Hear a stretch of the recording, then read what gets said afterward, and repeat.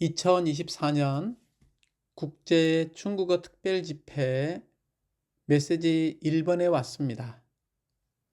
이번 2024년 국제 중국어 특별 집회 전체 주제는 디모데후서 4장 7절부터 8절 말씀에 근거하고 있습니다. 디모데후서 4장 7, 8절은 나는 선한 싸움을 싸웠고 달려야 할 길을 다 달렸으며 믿음을 지켰습니다. 이제 후로는 나를 위하여 의의 면류관이 준비되어 있습니다. 어려운 재판장이신 주님께서 그날에 나에게 그것을 보상으로 주실 것인데 나에게만 아니라 그분께서 나타나시기를 사모하는 모든 사람에게 주실 것입니다. 우리는 이 두 구절에서 이번 24년 국제 중국어 특별 집회 전체 주제가 나온 것을 볼 수 있습니다. 첫 번째, 선한 싸움을 싸우고, 두 번째, 달려야 할 길을 다 달리며, 세 번째, 믿음을 지키고, 네 번째, 주님께서 나타나시기를 사모함으로써, 다섯 번째, 그리스도에게서 의의 면류가 아닌 보상을 받음입니다. 사실 전체 주제 안에 이번 메시지 1번부터 5번까지의 다 제목이라고 말할 수 있습니다. 먼저 우리가 선한 싸움을 싸우고 달려야 할 길을 다 달리며 우리가 믿음을 지킨다면 우리는 주님께서 나타나시기를 사모하는 사람들이 될 것입니다. 그럴 뿐만이 아니라 그리스도에게서 의의 면류가 아닌 보상을 받는 사람이 될 것입니다. 메시지 1번의 제목은 선한 싸움을 싸움입니다. 메시지 1번은 노마자가 1번과 2번이 있죠. 노마자의 1번은 합당한 그리스도인의 생활에 세 방면이 있는 것을 보여주고 있습니다. 첫 번째 방면은 바로 메시지 1번의 제목인 선한 싸움을 싸움입니다. 두 번째 방면은 메시지 2번의 제목인 달려야 할 길을 다 달림입니다. 세 번째 방면은 메시지 3번의 제목인 믿음을 지킴입니다. 메시지 1번의 노마자 2번이 바로 제목이죠. 디모데후서 4장 7절 상반절에 나오는 선한 싸움을 싸움입니다. 우리가 로마자 2번에 A번부터 B번, C번까지는 이러한 선한 싸움에 관계되는 이런 사도의 명령을 볼 수 있습니다. 특별히 A번에 이러한 선한 싸움을 싸우라는 사도의 명령에 두 방면이 있는 것을 기억하시기 바랍니다. 첫 번째 방면은 긍정적인 방면으로서 하나님의 경륜에 관한 것입니다. 두 번째 방면은 부정적인 방면으로서 다른 가르침들에 관한 것입니다. 먼저 디모데전서 1장 3, 4절은 내가 그대에게 에베소에 머무르라고 권유하였습니다. 그것은 그대가 어떤 사람들에게 명령하여 다른 것들을 가르치지 못하게 하고 또 꾸며낸 이야기와 끝없는 족보에 주의를 기울이지 못하게 하려는 것이었습니다. 그러한 것들은 믿음 안에 있는 하나님의 경륜을 이루기보다는 오히려 의심을 불러 일으킵니다라고 말하고 있습니다. 디모데전서 1장 4절에서 하나님의 경륜이라는 이 헬라어 단어는 하나님의 가정의 법을 의미하고요. 또한 분배의 의미를 함축하고 있습니다. 특별히 이 헬라어 단어의 뒷부분인 이 법은 요한복음 10장 9절에서 사용된 풀밭과 동일한 어원을 가지고 있습니다. 곧 양떼에게 꼴을 음식으로 분배하는 것을 함축하고 있습니다. 이 단어는 가정관리, 가정행정, 가정사무를 가리키고 이 단어에서 파생된 의미는 행정 혹은 분배를 위한 안배, 계획 혹은 경륜입니다. 그러므로 이것은 또한 가정경영이라고 말할 수 있죠. 믿음 안에 있는 하나님의 경륜은 하나님의 가정경영, 즉 하나님의 가정행정입니다. 이것은 하나님께서 그리스도 안에서 그분 자신을 그분께서 선택하신 사람들 안으로 분배하시어 자신을 표현할 집을 얻으시는 것인데 이 집이 바로 그리스도의 몸인 교회입니다. 하나님의 경륜은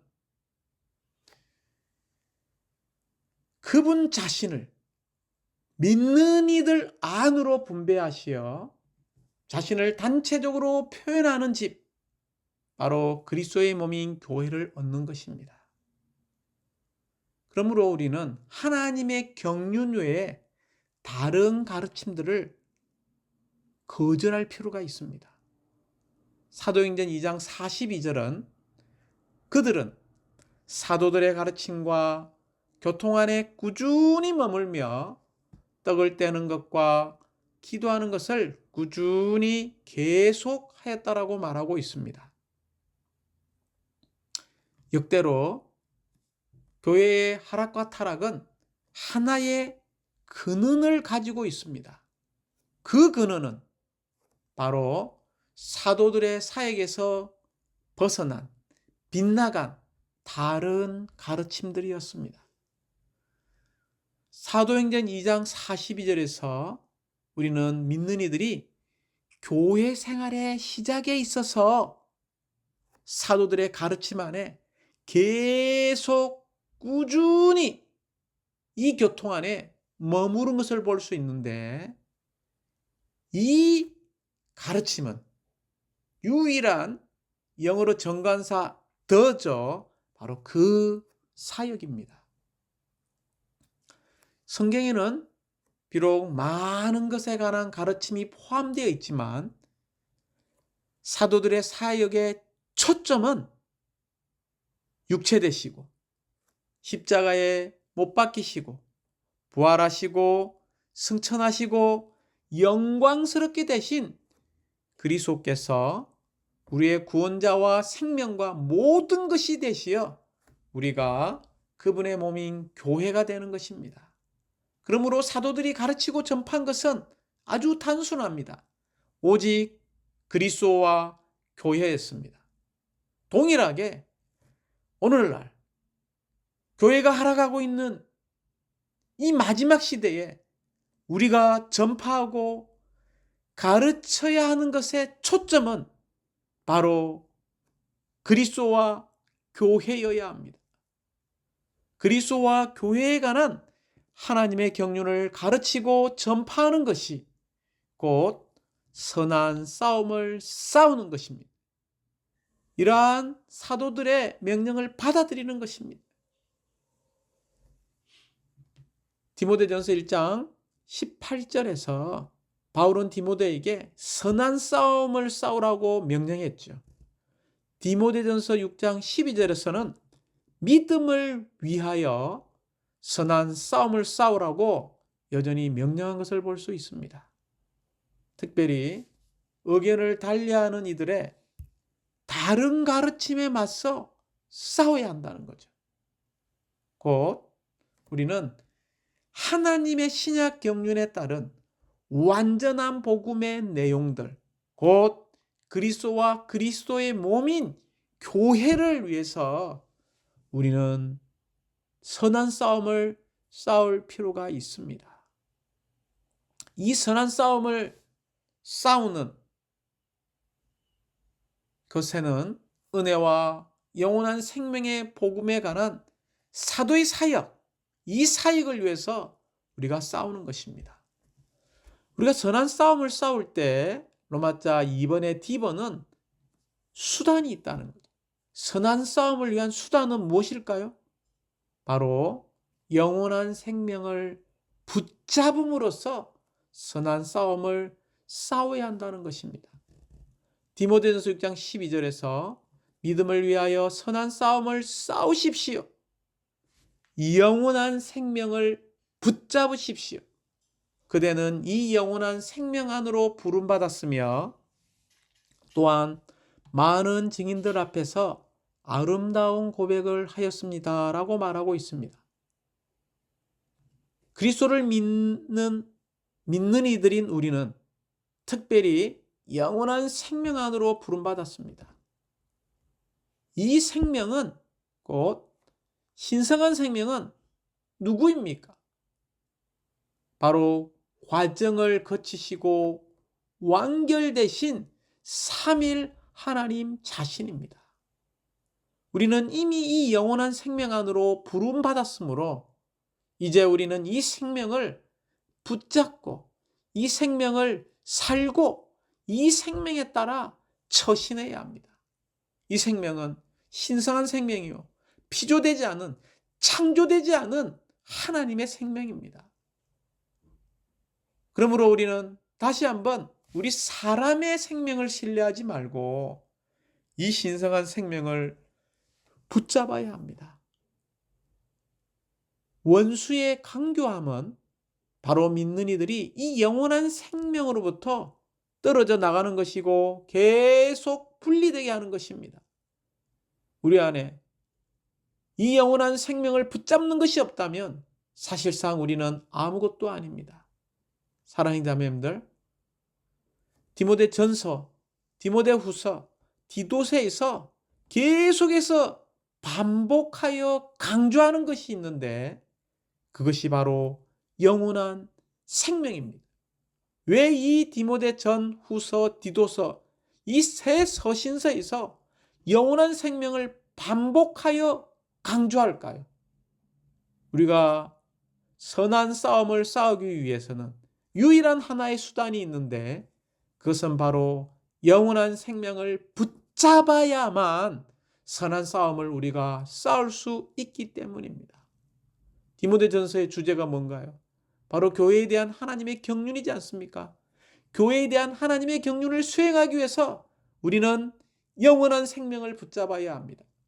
디모데 후서 주제에 교회의 하락의 추세에 맞서기 위해서는 우리가 영원한 생명을 붙잡아야 합니다. 디도서의 주제죠.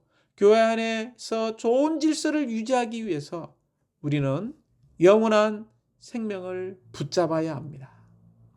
이제 마지막 로마자 2번에 2번과 F번이 있죠. 이것은 하나의 적용이라고 말할 수 있습니다. 2번은 우리는 사탄과 어둠의 왕국에 맞서 선한 싸움을 싸워야 한다는 거죠. 마귀에게 정면으로 맞서 싸움을 우리는 걸어야 하고 특별히 사람들의 사상들을 사로잡아 와서 그들이 그리스도를 영접하게 하고 심지어 그리스도께 순종하게 할 필요가 있습니다. 그리고 마지막 F번, 우리는 진리를 위해서 선한 싸움을 싸우는 사람들이 되어야 합니다.